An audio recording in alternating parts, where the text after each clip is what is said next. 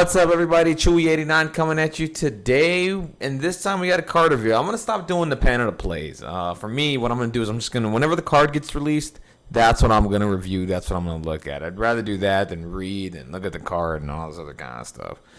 Let's go ahead. Let's get. So now we got Jean Grey. Jean Grey's plan of the play was last week. They talked about her. I got a chance to read some of the stuff that she could do. And now we get a physical representation of the card. I haven't looked at it yet. I saw the timeline. Haven't read anything. We're gonna get into this.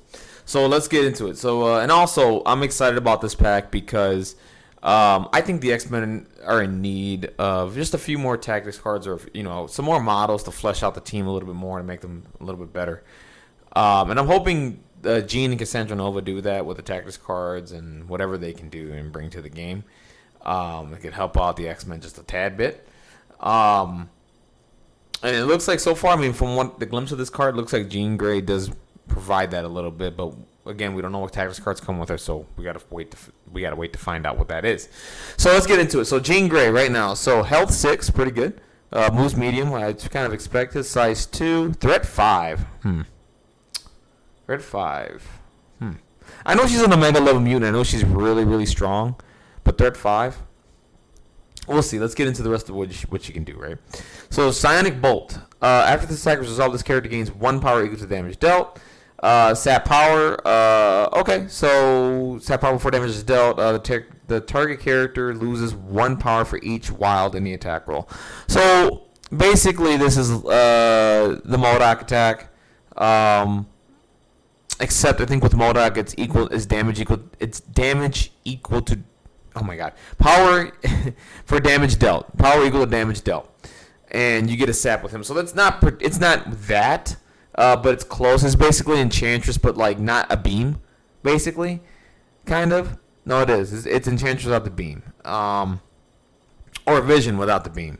Pretty good, though. I mean, a really good range. Really good range. Range 4. 5 attack dice. And it's a psychic attack. A lot of models do not have good psychic defense, so she's going to be exposing that a lot. And Sap Power is really good. I mean, it's not as good as, this isn't as good as Enchantresses, where she can attack multiple models and get a whole bunch of saps and build up a whole bunch of power, just bow everybody away. But the Sap Power, she can build up some power and, maybe play some tactics cards or whatever the case may be. Threat 5, I mean, we'll debate that, right? So let's get to the big spender here. Telekinetic Force, physical attack, range 3, 9 dice. 6 power cost, pretty expensive. So I think with Scott's leadership, because I think Scott's leadership is going to jump up a little bit more as time moves on, as time goes along. I played with Scott's leadership. So far, I've done pretty well with it. I like it. I like the play. I like how it works. I just think they need more like mutants to effectively abuse that leadership, and get like a big attack off, Of course, you have some models like Wolverine that can, Beast can, if you can do the animalistic freestyle for cheap. I just think they need just more models that can effectively use that leadership, and I think it'll be all right. But anyway, so before damage is dealt, if the target character is size 4 or less, this character may throw the target. Ooh, I like this. You should be able to get the 6 power no problem, right? This is pretty good. 9 character dice, and then before damage is dealt, you get to throw. Okay, cool. So before damage, if you roll wild, before damage is dealt, enemy characters within 2 of the characters have 1. So how this is supposed to work is you pop the attack, you do your throw, and you throw them into basically, one model, obviously, right? But you want to put them into a bunch where there's like maybe 2 models there. You throw them into one. You go ahead, you roll the wild, right? And then the explosion happens. They all will take a damage for that. That's pretty good. That's pretty cool. I like that. Range 3, decent range. Really good range, actually. Should be able to catch anybody. Power cost is a bit expensive, but, for what it does, pretty good. And you can make it cheap, like I said, if you play with Scott. If you just play her in general, you play her with Brotherhood, with gaining power for destroy terrain, etc., stuff like that. Or we play Cabal with the gaining the power per damage dealt. Or, gaining power when you deal damage. Affiliations like that, I think she'll excel and get that power really, really quickly and be able to pull off Telekinetic Force. That is a really, really cool attack. Like this already. Okay. So, Battlefield Manipulation. Choosing an interactive terrain feature size 4 or less within 3. Cool. So, size 4 or less within 3. I like it. And throw it medium. Nice. I'm a fan. I hate that she can't throw people, but I'll take terrain. I'll take a throw. That's fine. And she throws a medium. I'm cool with that. Her telekinetic powers and all that stuff, she's amazing. I mean, Jean is an amazing character. Of course, the animated series, she had a run. She had a nice little time with the Dark Phoenix saga, but from there it was like, always the damsel in distress kind of thing. At least from what I can remember. Maybe I'm wrong. All right, so matter transmutation. Choose an enemy character with an activated token within 2 and push it small. A character can be moved by the superpower only once per turn. So you can do this to multiple models, right? So, and it's a push. It's not a push away. Basically, this is a bow, but not really. Because with bow, you choose somebody within range 3, I believe, or 4. I can't remember exactly. Somebody has to correct me in the comments down below. But this is a bow. And it's 3 power cost. I think Enchantress is 2. So this is a little bit more expensive. And you have to be within 2. So you got to be like up close in their face to do this. Maybe this is I feel like this is their response to like Enchantress, right? Like, okay, Enchantress has cool. As I'm reading this, it's like, okay, Sonic Bolt, like, similar to Enchantress's attack, but I mean closer to Modoc's, but there's no beam, right? You can bow people away, but you got to be within range 2 and not range 3. You see what's going on here? So let's continue. So that's pretty cool. She can do a bow. That's awesome. I think that's needed for the X-Men, and there's no size restriction on it. So, and you have to be within 2 though. You got to be like right in front of their face. Which is whatever. Her defensive stats up there are pretty good. 3, 4, 5. I mean, if you can give her a reroll or something, or help her out with her defense, or like play her with Doctor Strange or Cable even. I mean, in X-Force with the fact that he can supply defense dice. She should be able to survive with this average to above average defensive stat line, right? Granted, right now so far I've not read any rerolls for defense, but you can help that with other models, right? Shuri, etc. So anyway. So let's keep going. So Shield Mine. When this character or an allied character within 4 of it would be advanced, placed, or pushed by the effects of psychic attacks, by the effect of an enemy psychic attack. Trying to think. Oh. Or any superpower. Here's the anti-enchantress tech. Or enemy superpower. You may use a superpower. The allied character is not allowed to be placed or pushed.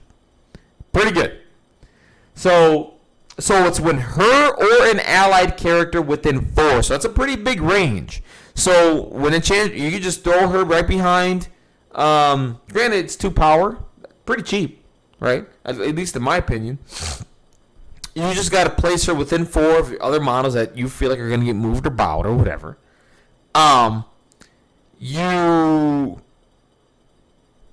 They basically, okay, Enchantress or Moda goes ahead and does the bow, right? From there, you pop this. They don't get moved or placed or anything, which is really, really, really, really good. I like that a lot. Advanced or placed or pushed. So that's pretty good. I believe that's throws, pushes.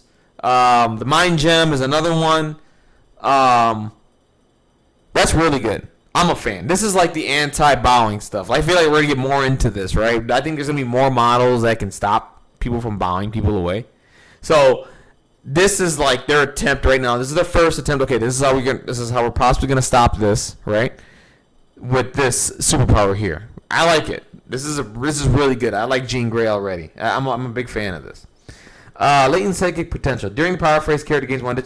So she's going to gain 1 additional power. So she's basically like anti-enchantress, anti-mode, like anti that playstyle with the bowing and the moving around and all that. She's anti that, which is good. I mean she's going to be played. I mean, the threat 5, pretty expensive. But, I mean, you can find space for it. If you're not a fan of that playstyle and just want to stop it and you know your opponent doing it, I would just have Jean Grey in your lineup, right? I wouldn't even, I would only have, like, for example, if I'm playing X-Men, I would have Jean Grey, right? But if I were playing, like, another affiliation and I know most of the teams are going to be taking Wakanda, they're going to be taking Enchantress, MODOK, right? Thanos with the Mind Gem, or Loki with the Mind Gem. Whatever the case may be. Models that can like move you around and reposition you throughout the board. Take Jean Grey. with the shield mine. I mean, on top of that, turn 1, she already has 2 power. Think about this. Turn 1, she already has 2 power. You go up, get a nice range 4 attack. If you pull off the sap, cool. You're going to get another power, so you'll be at 3. If you get a sap, now granted, that depends on die rolling and all that kind of stuff. You get a sap, that's cool. You can possibly effectively maybe go up to 4 power, and you can probably pull this off twice. Turn 1. Right? Once you got all your Pegasus and everything set up, you can probably pull it off twice. I'll take that. That's enough. If I could stop 2 models from being repositioned, or 2 important models from being repositioned, I'm fine with that. This is really good. I like this. I like what they're doing with Jean right now. She seems like the anti-that, with the Enchantress, the MODOK, and the bowing and all that stuff. So, which is good. I like that. Good. We're getting somewhere. So we get to the injured side. 7 health, moves medium. Size 2. Yeah, same thing. Everything's the same here. Attack's about the same. Everything's about the same here. Let's see if the throw changes. No, nothing changes. Just she goes up a point. So she's total 13 health. 3, 4, 5 across the board.